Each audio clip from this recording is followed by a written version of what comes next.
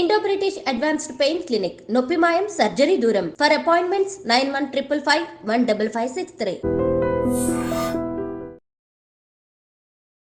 Hi guys, welcome to I dream. నేను మీ చాణక్య. ఈరోజు మన దగ్గర ఉన్న ఫైనాన్షియల్ డౌట్స్ అన్నిటి వాటికి కూడా మరి అయితే క్లియర్ కట్ మరి ఆన్సర్స్ ఇవ్వడానికి కూడా సర్టిఫైడ్ ఫైనాన్షియల్ ప్లానర్ అయిన సాయిరామ్ గారు ఇప్పుడు మనతో పాటున్నారు. నా డౌట్ ఏంటో ఆయనతోనే చెప్పేద్దాం. Hi sir. హాయ్ చాణక్య గారు. సార్, ఏంటంటే నా ఫ్రెండ్ యూజువల్గా సో వాడి దగ్గర అయితే ఆల్రెడీ 1 crore అమౌంట్ అనేది కూడా ఉంది, సొంత ఇల్లు అనేది కూడా ఉంది. ఓకే. అయితే ఏంటంటే ఈ 1 crore వాడు ఇప్పుడు ఏం చేయాలి? ఇంకొక సెకండ్ హౌస్ అంటే ఇంకొక హౌస్ ఏమైనా తీసుకుంటే బెటర్ అంటారా, లేకపోతే ఒక ఓపెన్ ప్లాట్లో ఇన్వెస్ట్ చేస్తే బెటర్ అంటారా? రెండు రియల్ ఎస్టేట్వే. యా. సో ఏది తీసుకోవాలనేది ఇప్పుడు డౌట్, అంతే కదా? యా. ఓకే. సో ఫస్ట్ ఒక దాని గురించి, రెండింటి గురించి మాట్లాడదాం. ఫస్ట్ ఓపెన్ ప్లాట్ గురించి మాట్లాడదాం. సో ఓపెన్ ప్లాట్లో ఇన్వెస్ట్ చేస్తే కనుక కేవలం క్యాపిటల్ అప్రిసియేషనే ఉంటుంది. ఓకే. సో మధ్యలో ఇంకా ఏమీ ఉండదు, మధ్యలో పార్షియల్ ఇన్కమ్ రావటం కానీ మంత్లీ ఇన్కమ్ రావటం కానీ ఇదేమీ ఉండదు. సో సేఫ్టీ వైజ్ కూడా కొంచెం రిస్కే. టైటిల్ ఇష్యూస్ ఉండొచ్చు, ఓకే, ల్యాండ్ డిస్ప్యూట్స్ ఉండొచ్చు. సో నేను మొన్న ఒక ఇంటర్వ్యూ చూశాను, సో చంద్రమోహన్ గారిది. ఓకే. సో అయ్యప్ప సొసైటీలో 1980s ఆయనను జయసుధ గారు కలిసి కొన్నారంట ల్యాండ్. ఓకే. తర్వాత కొన్ని ఆలోచన తర్వాత చూసేస్తే వాటిని చుట్టుపక్కల ఉన్న వాళ్ళందరూ కలిసి దున్నేశారంట. అసలు వాళ్ళు మార్క్ చేసుకుని ఏమీ లేవు ఇక. ఓకే. సో మనం కనుక సరిగ్గా చూసుకోకపోతే మన ల్యాండ్ కబ్జాకి వెళ్ళొచ్చు. సో రీసెంట్ టైమ్స్లో ల్యాండ్ కనుక్కోవాలి అనుకుంటే చాలా కాంప్లికేషన్స్ వస్తున్నాయి అనుకుంటా. యా, టైటిల్ కాంప్లికేషన్స్ చాలా ఉంటాయి. అండ్ ఇంకోటి ఏంటంటే లీగల్ డిస్ప్యూట్స్ కూడా ఉంటాయి. సో మేబీ అది రిస్ట్రిక్టెడ్ ల్యాండ్ అవ్వచ్చు, గవర్నమెంట్ ల్యాండ్ అవ్వచ్చు. సో మనం సరిగ్గా చూసుకోకపోతే ప్రాబ్లంలోకి వెళ్తాం. అంటే రీసెంట్ టైమ్స్లో హైడ్రా విషయం అనేది కూడా ఒకటి వచ్చింది. హైడ్రా మోస్ట్లీ రెసిడెన్షియల్ వాటికి వచ్చేసింది. యా. సో ఇవేంటంటే గవర్నమెంట్ బ్యారన్ ల్యాండ్స్ వాటి మీద కూడా ట్రై చేస్తారు మనకి ఫ్రాడ్ చేయాలనుకుంటే. సో నెక్స్ట్ వచ్చేసరికి లిక్విడిటీ. అమ్మాలనుకుంటే అంత తొందరగా అమ్మలేము. రైట్. సో నీకు తొందరగా అమ్మాలంటే మన అర్జెన్సీని వేరే వాళ్ళు ఆపర్చునిటీ చేసుకుంటారు. సో తక్కువకి ఇస్తామని అడుగుతారు. సో ట్యాక్సేషన్, ఒకవేళ అమ్మాం బ్లాక్ ఇస్తారా వైట్ ఇస్తారా? రిజిస్ట్రేషన్ వాల్యూ పట్టే ఇస్తారు మోస్ట్లీ. ఇప్పుడు వచ్చిన బ్లాక్ మనీని మనం వైట్ చేసుకోవాలి. సో దీనికి మళ్ళీ ఒక నానా తిప్పలు పడాలి. ఒకవేళ దొరికితే కనుక దానికి డబుల్ ట్రిపుల్ ఫైన్ కట్టాలి. సో ఓపెన్ ప్లాట్కి వెళ్తే ఈ ఇష్యూస్ అయితే ఉంటాయి. సో మనం కనుక క్యాపిటల్ అప్రిసియేషన్ చూస్తున్నాం, మనకి ఆల్రెడీ మిగతా అసెట్స్లో మంచిగా ఉన్నాయి. సో మనకి యాడిక్వేట్ హెల్త్ ఇన్సూరెన్స్ ఉంది, నెక్స్ట్ ఎమర్జెన్సీ ఫండ్ కూడా గట్టిగా ఉంది. నెక్స్ట్ మనకి మిగతా అసెట్స్ అండ్ ఈక్విటీస్లో ఎఫ్డీస్ కూడా బాగానే ఉన్నాయి. ఫస్ట్ హౌస్ కూడా ఉందంటే then we can go for an open plot.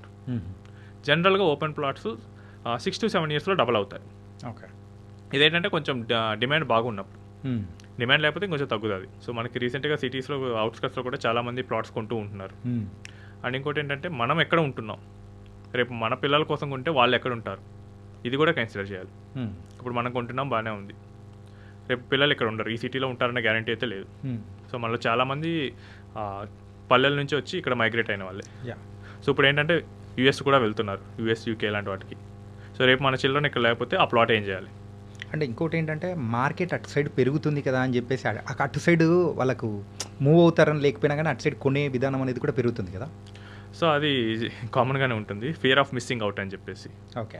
So పెరిగిపోతుంది అనగానే ఇక ఉన్న డబ్బులు తీసుకెళ్ళి అక్కడ పెట్టేయాలని చూస్తారు. సో బట్ ఫైనల్గా అది నాకు ఎలా ఉపయోగపడుతుంది, సో ఈ క్లారిటీ ఉండాలి. ఓకే. సో ఎవరైతే లాంగ్ టర్మ్ క్యాపిటల్ అప్రిసియేషన్ చూస్తున్నారు, మిగతా వాటిలో కూడా గట్టిగా అమౌంట్స్ ఉన్నాయి ఉంటే కనుక then we can consider okay open plot. అది కూడా రియల్ ఎస్టేట్ని డైవర్సిఫై చేయడానికి. జస్ట్ మీ దగ్గర ఉన్నదే 1 crore అయితే కనుక ఓపెన్ ప్లాట్కి వెళ్ళకపోవడం మంచిది. ఓకే. సో నెక్స్ట్ వచ్చేసరికి సెకండ్ హౌస్ చూద్దాం. సో సెకండ్ హౌస్లో ఏంటంటే మనకి ఇది కొంచెం safer when compare to open plots. Okay. ఎందుకంటే ఇందులో లీగల్ ఇష్యూస్ అంత తక్కువ ఉంటాయి, ఎందుకంటే అక్కడ ఆల్రెడీ ఒకరు ఉంటారు కాబట్టి. లేదా మనం బిల్డర్ దగ్గర నుంచి ఒకరి తీసుకునేటప్పుడు కొంచెం జాగ్రత్త తీసుకోవాలి. సో నెక్స్ట్ వచ్చేసరికి రెంట్ వస్తుంది ఇక్కడ. ఓకే. సో ఇది మెయిన్ అడ్వాంటేజ్. సో మనకి ప్యాసివ్ ఇన్కమ్ కావాలి అనుకుంటే కనుక సో రెంట్ కోసం సెకండ్ హౌస్ తీసుకోవచ్చు. ఓకే. సో దీనికి కూడా మళ్ళీ కన్స్ట్రెంట్స్ ఉంటాయి, మిగతా అసెట్ క్లాసెస్లో కూడా అమౌంట్ గట్టిగా ఉండాలి. సో నా దగ్గర ఉన్నదే 1 crore అయినప్పుడు మనం రియల్ ఎస్టేట్లోకి అప్పుడే ఎంటర్ అవ్వకూడదు. ఎందుకంటే మనకి అవసరం వచ్చింది, రేపు ఒక హెల్త్ ఎమర్జెన్సీ వచ్చింది, లేదా కార్ బ్రేక్ డౌన్ అయింది, మళ్ళీ కొత్తది తీయాలి వెంటనే. సో ఒక బెడ్రూమ్ అమ్ముతాం ఉన్న 2 BHKలో లేదు, అమ్మేస్తే మొత్తం అమ్మాలి. యా. సో దీన్ని బట్టి మన లిక్విడిటీ నీడ్స్ కూడా చూసుకోవాలి. సో మనకి కనుక జస్ట్ ఒక ప్యాసివ్ ఇన్కమ్ వస్తుందనే చెప్పేసి అయితే తీసుకోకూడదు. సో మన ఫైనాన్షియల్ పొజిషన్ మొత్తం ఎవాల్యుయేట్ చేసుకోవాలి. ఓకే. సో అందులో రియల్ ఎస్టేట్ ఎంత ఉందో చూసుకోవాలి. సో ఈ ఇల్లు కొనటం వల్ల మన రియల్ ఎస్టేట్ ఎలా చేంజ్ అవుతుందో చూసుకోవాలి మన పోర్ట్ఫోలియోలో. అప్పుడు మనం అన్నీ ఓకే అయితే కనుక డైవర్సిఫికేషన్ కోసం సెకండ్ హౌస్ కన్నా వెళ్ళొచ్చు. ఓకే. సో నా వ్యూ ఏంటంటే మీకు అప్పుడే స్టార్ట్ చేస్తుంటే don't go for real estate. First house that's okay, అది ఎవరికైనా తప్పదు. So second house, second plot ఇలాంటివి వెళ్ళాలంటే మీకు మిగతా వాటిలో కనీసం 60-70 మీ టోటల్ పోర్ట్ఫోలియోలో 70% మిగతావే ఉంటాయి కనుక అప్పుడు మీరు వెళ్ళండి. ఓకే. మీరు హౌసెస్ తీసుకుంటే అవి డిప్రిషియేట్ అవుతాయి. సార్ డిప్రిషియేట్ అవుతుందని ఎలా అంటారు సార్? ఏంటంటే ఒక 20 years బ్యాక్ అట్లా ఒక 5 lakhs పెట్టి తీసుకున్నప్పుడు ఇప్పుడుతో కంపేర్ చేసుకుంటే అది పెరిగినట్టే కదా. సో డిప్రిషియేషన్ యొక్క మీనింగ్ని మనం తప్పుగా అర్థం చేసుకుంటున్నాం. ఓకే. సో మనకి ఎప్పుడు హౌసెస్ అనేవి అప్రిషియేట్ అవ్వవు. సో ఏంటంటే మీరు ఒక 30 years ఆగండి, ఆ ఇల్లు ఉండటానికి పనికిరాదు ఇక. ఓకే. కూల్చేసి నెక్స్ట్ మోడర్న్ టెక్నాలజీ వస్తుంది కాబట్టి మంచి ఇల్లు కట్టుకుంటాం. మీరు అప్రిషియేట్ అవుతుంది కింద ఉన్న ల్యాండ్.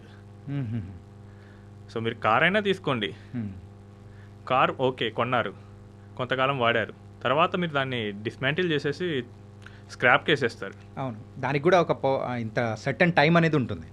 అంతేగాని దాంతో మనం అప్రిషియేట్ అవుతుందంటే దాని వాల్యూ పెరుగుతూ పోవాలి. ఓకే. అంటే సేమ్ ఫ్యూచర్తో పెరుగుతూ పోవాలి. బట్ ఏంటంటే మనకు ఇల్లు ఇలాంటివి ఏంటంటే ఒక టైం తర్వాత ఇంకా అవి డిస్మాంటిల్ చేయాల్సి వస్తుంది. సో డిస్మాంటిలే డిప్రిషియేషన్ ఇక్కడ. ఓకే. సో అప్పుడు 5 lakhs కొన్నాను, ఇప్పుడు ఒక 50 lakhs వస్తుందంటే అది డిమాండ్ వల్ల వచ్చిన థింగ్. సో డిమాండ్ సప్లైని మీరు కాన్స్టెంట్గా పెట్టి చూడండి. ఓకే. సో ఇది ఎక్కడ అవుతుందంటే మేబీ మన విలేజెస్లో జరుగుతుంది. అక్కడ ఏంటంటే అడిక్వేట్ ల్యాండ్ ఉంటుంది. సో అప్పుడు మీ దగ్గర మనీ ఉంది, సో 5 lakhs పెట్టి కొన్న అదే హౌస్ను ఇప్పుడు 20 years తర్వాత కొంటారా, లేదా మీరు ఓన్గా కన్స్ట్రక్ట్ చేసుకుంటారా? యూజువల్లీ ఓన్గా కన్స్ట్రక్ట్ చేసుకుంటాం. సో న్యూ వాటికే ఎక్కువ మొగ్గు చూపిస్తాం. రైట్. సో ఎక్కడైతే డిమాండ్ వల్ల వచ్చిన దాన్ని జనరల్ ట్రెండ్గా అయితే తీసుకోకూడదు. సో ఏదో ఒక టైంలో మనం తీసుకున్న హౌస్ అనేది దాని లైఫ్ స్పాన్ అయిపోతుంది. సో దానికని చెప్పేసి మనం తీసేయాల్సి వస్తుంది. ఓకే. అండ్ ఇంకోటి ఏంటంటే మనం సెకండ్ హౌస్ తీసుకుంటాం, సో దాన్ని రెంట్కే ఇస్తాం. వేరే వాడు వస్తాడు, నీట్గా రెంట్కి ఉంటాడు, వాడు వెళ్ళిపోయేటప్పుడు డ్యామేజ్ చేస్తాడు. అప్పుడు మనం ఏం చేయాలి? మనమే పోయి రిపేర్ చేయించుకోవాలి. పెయింట్ అయిపోతుంది, వేరే వాడు ఉండటానికి మనం పోయి పెయింట్ లేపిస్తాం. సో వేరే వాడు ఎవడో ఉండటానికి మనం పోయి వాచ్మెన్ లాగా, మనం పోయి వాడికి సర్వెంట్ లాగా చేయాల్సి వస్తుంది. సో ఈ ప్రాబ్లం అన్నీ చూసుకోవాల్సి వస్తుంది. ఓకే. సో ఇవన్నీ ఓకే కంఫర్టబుల్ అన్నప్పుడు then we can go for a second house. Okay. అసలు ఏమీ లేదంటే కనుక then first buy your first house, then మీ అదర్ అసెట్స్ అయిన ఎఫ్డీస్, గోల్డ్, ఈక్విటీస్ వాటిలో పెట్టండి. అవి 50% దాటినప్పుడు మీ పోర్ట్ఫోలియోలో మీరు అప్పుడు రియల్ ఎస్టేట్కి మళ్ళీ రండి. ఓకే. సో ఫస్టే రియల్ ఎస్టేట్కి వేస్తే కనుక అది ఒక పెద్ద బ్లాక్ లాగా ఉంటుంది. సో మన పోర్ట్ఫోలియో కూడా లాక్ ఇన్ అవుతుంది. యూజువల్గా ట్రెడిషనల్ ఇన్వెస్టర్స్ కొంతమంది ఉంటారు. ఏంటంటే ఇప్పుడు జనరేషన్ వాళ్ళు కాకుండా ఫాదర్స్ కానీ, సో గ్రాండ్ ఫాదర్స్ వాళ్ళందరూ ఎక్కువగా సో ఈ టైప్ ఆఫ్ మైండ్ సెట్తోనే ఉంటారనమాట. డబ్బులు ఉందంటే అరే ల్యాండ్ అన్నా కొందాం, లేకపోతే ఇంకో ఇల్లు అన్నా తీసుకుందాం అనే వాళ్ళు ఎక్కువ మంది ఉంటారు. సో ఇదేం జరిగిందో చెప్తాను ఆగండి. సో వాళ్ళు చూసినప్పుడు ఏంటంటే ల్యాండ్ వాల్యూస్ ఎలా ఉన్నాయి, వాళ్ళ తర్వాత వాళ్ళ నెక్స్ట్ కిడ్స్ జనరేషన్కి వచ్చినది ఎలా ఉంది, గ్రాండ్ చిల్డ్రన్ వచ్చినప్పుడు ఎలా ఉంది. సో ఇది చూసి ఏంటంటే వాళ్ళు రియల్ ఎస్టేట్ వైపు ఎక్కువ మొగ్గు చూపిస్తున్నారు. బట్ ఇది మనం అడ్వాన్స్డ్ సిటీస్ అయిన ముంబై, బెంగళూరు చూస్తే కనుక మనం ఒక కన్క్లూషన్ తీయచ్చు. ఓకే. హైదరాబాద్ కూడా అదే స్టేజ్ వైపు మూవ్ అవుతుంది. సో ఇప్పుడు బెంగళూరులో మీకు హౌసెస్కి ఎక్కువ డిమాండ్ ఉండదు, ఓన్లీ రెంట్కే ఉంటుంది. రెంట్. అవును. సో ముంబైలో కూడా సేమ్. సో ఒక పీక్కి చేరిన తర్వాత ఇంకా జనాలు ఇక కొనలేరు, ఎందుకంటే రేట్స్ హైలో ఉంటాయి. ఓకే. వాళ్ళ బడ్జెట్ అంత దానికి సపోర్ట్ చేయదు, ఇంకా లిక్విడిటీ కూడా డ్రైన్ అయిపోతుంది. సో ఇంకోటి ఏంటంటే సిటీ వేరే వైపు వెళ్ళొచ్చు. ఓకే. సో ఇప్పుడు జూబ్లీ హిల్స్ కూడా అదే పరిస్థితి. సో జూబ్లీ హిల్స్లో వాల్యూస్ పీక్లో ఉన్నాయి. సో కొత్త కొనాలని జూబ్లీ హిల్స్లో కొనాలనుకుంటారా, లేకపోతే అవుట్స్కట్స్ వైపు వెళ్ళాలనుకుంటారా? యూజువల్గా అవుట్స్కట్స్కే ప్రిఫర్ చేస్తారు.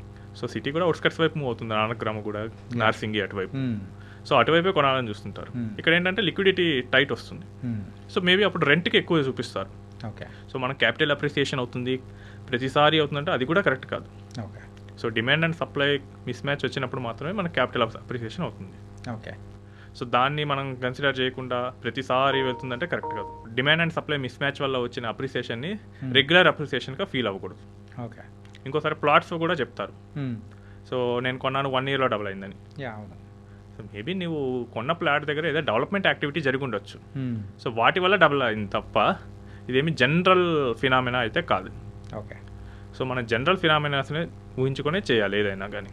సో సింపుల్గా చెప్పాలంటే అది రేర్గా డబల్ అయ్యే అవకాశాలు ఉంటాయి, కానీ సో జనరల్గా అయ్యే అవకాశాలు మాత్రం చాలా తక్కువ ఉంటుంది.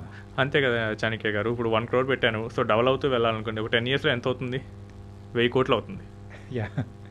సో అదే అవకాశం వస్తే అందరూ అదే కొంటారు, ఈవెన్ అప్పు చేసైనా కొంటారు. అవును. బట్ ప్రతిసారి అలా డబల్ అవ్వదు. సో మనం ఏంటంటే జనరల్ సినారియోస్ని మాత్రమే ఫాలో అవ్వాలి. ఓకే. డిమాండ్ వల్ల వచ్చిందా, లేకపోతే నార్మల్ ట్రెండ్ వెళ్తుంది ఏంటి, సో వీటన్నిటిని అనలైజ్ చేసుకునే వెళ్ళాలి. సాయిరామ్ గారు, మీరు చెప్పిన దాని తగ్గట్టు అయితే ఇప్పుడు రియల్ ఎస్టేట్ వైపు వెళ్ళాలంటే మిగతా సెక్టర్స్లో మనం ఎప్పుడైతే స్ట్రాంగ్ అవుతామో దెన్ వీటి వైపు వెళ్తే బాగుంటుందని చెప్పేసి అని అన్నారు. యా అవును చాణక్య గారు, ఎందుకంటే మనకి real estate illiquid. Yeah. So మిగతా వాటిల్లో కనుక లిక్విడిటీ ఉంటే మనం రియల్ ఎస్టేట్కి వెళ్ళొచ్చు. So nice sir. So thank you so much. మెయిన్గా అయితే ఈ డౌట్కి మాత్రం చాలా చక్కగా మంచి సమాధానం అనేది ఇచ్చారు, అండ్ ఒక క్లారిటీ అనేది కూడా మెయిన్గా ఇచ్చారు. ఇదే మా ఫ్రెండ్కి నేను తీసుకెళ్ళి చెప్తాను. So thank you so much. Thank you Chanakya గారు. యా గైస్, మరి ఇంత మంచి సలహాలు అండ్ మీకు ఉన్న డౌట్స్, ఫైనాన్షియల్ పరంగా ఉన్న డౌట్స్ అన్నీ క్లారిఫై చేసుకోవాలంటే కింద స్క్రోల్ అవుతున్న నెంబర్ అయితే మీరు డయల్ చేయండి. సాయిరామ్ గారి దగ్గర నుంచి మంచి సజెషన్స్ తీసుకొని మీ ఫైనాన్షియల్ పరంగా ఎక్కడ ఇన్వెస్ట్ చేయాలి, ఎక్కడ ఇన్వెస్ట్ చేయకూడదు, మిస్టేక్స్ మీరు ఏదైతే చేస్తున్నారో దాని నుంచి మరి అయితే పాజిటివ్ వేలోకి రావడానికి ఆయన చక్కగా మరి సలహాలు ఇస్తారు అండ్ హెల్ప్ చేస్తారు. సో మరో ఇంటర్వ్యూతో మళ్ళీ కలుద్దాం. అంతవరకు take care. This is your Chanakya.